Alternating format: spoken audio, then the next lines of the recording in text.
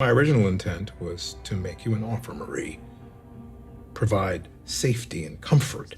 Stan Edgar has always been one of the most fascinating figures in the boys' universe. Well, this is a truly fascinating, if not slightly condescending lecture, but... Calm, calculating, and unshakably composed, he's the rare human who can stare Homelander dead in the eyes without flinching.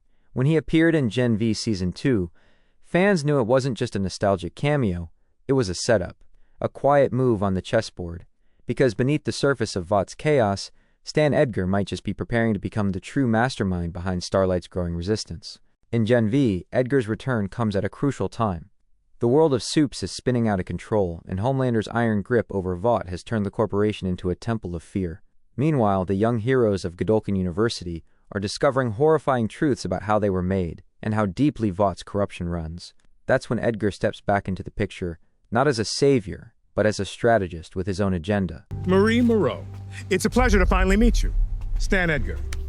He offers the Gen V crew protection, knowledge, and resources. But anyone who's watched him operate knows that nothing he offers ever comes for free. Stan Edgar's motivations have always been layered. At his core, he's a man obsessed with control. Once the CEO of Vought, he ruled the company with precision, keeping both politicians and soups in line through a delicate mix of diplomacy, blackmail, and business sense. Losing that control to Homelander wasn't just a professional setback, it was a personal humiliation. His calm demeanor may never crack, but behind that steady voice lies a man who wants to rebuild order in his own image. Then there's his family. Edgar's connection to Zoe Neuman, the daughter of Victoria Neuman, adds a personal dimension to his ambitions. In Gen V, he makes it clear that his granddaughter's safety is a priority. The world is becoming more volatile, and Homelander's unchecked power threatens everyone, especially those who know too much. For Edgar, re-establishing control over Vought isn't just about regaining his empire. It's about ensuring Zoe's survival in a world where superhumans reign like gods. His appearance in Gen V Season 2 Episode 6 is a turning point. When Marie Moreau and her allies find themselves hunted and desperate, Edgar emerges from the shadows with an offer. He brings them to a hidden bunker, one of many safe houses still under his control. It's heavily fortified, designed to block Homelander's vision and signals. Inside, he reveals critical secrets. The truth about Project Odessa, the original experiment that predates modern Compound V trials, and the shocking fact that only 2 subjects, Homelander and Marie, were considered true successes. In that moment, he establishes himself not only as a man of resources, but as the one person who understands the full scope of Vought's sins. Edgar's proposal to Marie is classic Stan. Protection in exchange for loyalty. A deal dressed as kindness, but built on manipulation. He frames it as mutual benefit.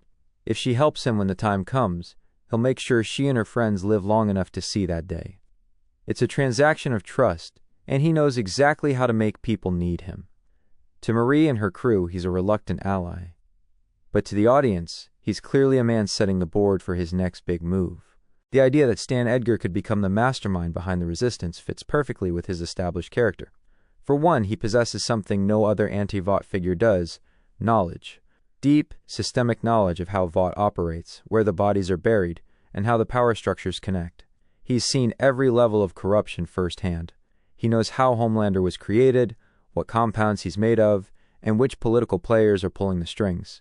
While characters like Starlight or Butcher fight from the outside, Edgar has already fought, and won, from within. Then there's the matter of resources.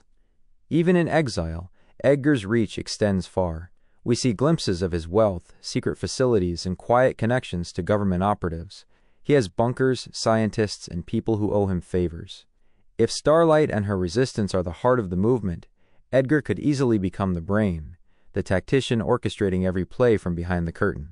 And in the world of the boys, brains often win over brawn. Another reason the theory holds weight is that Edgar's goals, at least on the surface, align with those of the resistance. Both sides want Homelander stopped. Both recognize that Vought has become a dangerous, uncontrollable entity, but the motives differ. Starlight fights out of moral conviction. Marie fights for truth and freedom. Edgar fights for control and balance. It's an uneasy alliance built on necessity, not trust. The kind of alliance that the boys excels at exploring.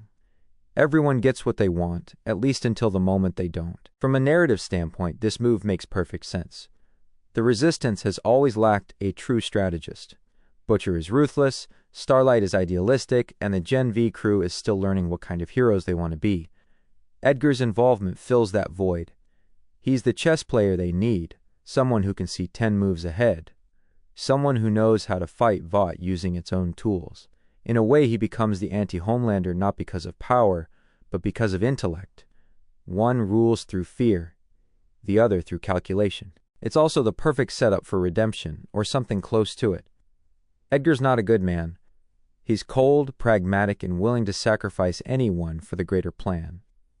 But in a world where Homelander's tyranny threatens to destroy humanity, Edgar suddenly looks like the lesser evil. His methods are brutal, but his endgame, restoring stability, might align with what's needed to save the world. It's a morally gray shift that fits perfectly within the boys' tone. No clear heroes, no pure villains, just layers of power and compromise. So how could this actually play out in The Boys Season 5? Picture this. After the chaos of Season 4 and the bloodshed of Gen V, the Resistance is scattered and desperate. Starlight, Huey, and the surviving young Supes are trying to regroup. Homelander's dominance is nearly absolute, with Sister Sage and the remnants of Vought reinforcing his control. Then, through encrypted messages and anonymous drops, they begin receiving intel detailed, inside information about Vought's operations. It's strategic, precise, impossible to trace. Eventually, they learn the source, Stan Edgar. At first, no one wants to trust him. Starlight remembers what he stood for. Huey sees him as another corporate puppet, but the information he provides saves lives. He predicts Homelander's moves before they happen. He exposes secret Vought labs experimenting with new compounds. Reluctantly, the Resistance accepts his help. Edgar begins coordinating their efforts from a distance, using his old contacts and infrastructure to supply them with everything from safe routes to blackmail material. Slowly, he becomes their invisible general. But behind the scenes, Edgar's true plan unfolds. He doesn't just want to defeat Homelander, he wants to rebuild Vought in his own image. He sees the chaos as an opportunity to reset the system, to replace Homelander's cult of personality with a colder, more controlled version of order. He may even intend to position Zoe Neuman, his granddaughter, as the future face of Vought's leadership, securing his legacy through her. The tension between Edgar and the Resistance would become one of the season's most interesting dynamics. Starlight would begin to question whether they're still fighting for freedom, or if they're just becoming pawns in another of Edgar's games. Marie, torn between gratitude and suspicion, might act as the bridge between the old and new generations of heroes, and when the time comes for the final confrontation with Homelander, Edgar would be the one pulling the strings, using every secret weapon, every classified project, every ounce of Vought's buried knowledge to orchestrate the takedown. But in true The Boys fashion, victory wouldn't come cleanly. Once Homelander falls, if he does, a new question emerges. What kind of world will replace his rule? Will Edgar rise again as the quiet ruler behind the scenes? Will Starlight let another system of control take root? Or will the Resistance finally learn that every revolution creates its own shadow? The setup allows for a finale rich with moral conflict, the kind that defines this universe. What makes this theory even more convincing is how it connects Gen V and The Boys in a meaningful way. Eric Kripke and the show's producers have already confirmed that the two stories are deeply intertwined, with events in one directly influencing the other. Edgar's return in Gen V Season 2 isn't a coincidence.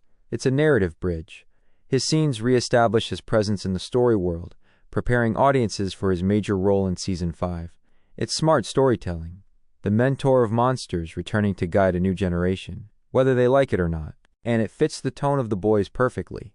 The show has always thrived on blurred lines, where heroes are flawed, villains are human, and power corrupts everyone eventually. Turning Stan Edgar into the Resistance's mastermind captures that perfectly. He's the devil you know, the one who can outthink devils you don't. Viewers wouldn't know whether to root for him or fear him, and that tension is exactly what keeps The Boys unpredictable. Ultimately, Stan Edgar's greatest weapon has never been brute strength, it's intellect. In a world where gods walk among men, he's the man who understands how to kill gods without firing a bullet. If Homelander is the face of chaos, Edgar is the mind of order. Bringing him back to lead the Resistance would complete his transformation from corporate manipulator to underground tactician. And when the smoke clears, whether he stands as the savior of humanity or the architect of a new empire, that's a choice only he can make. So while Gen V Season 3 hasn't yet been confirmed, one thing is clear. The pieces are being set for Stan Edgar's return to power. His alliances, his secrets, and his cold ambition make him the perfect mastermind for the final phase of this story. Starlight, A-Train, Marie Moreau, and the rest may think they're fighting for freedom, but the truth is, they might just be fighting in Edgar's war, a war he's been planning all along. And as history has shown, when Stan Edgar makes his move, it's never for anyone else's victory but his own.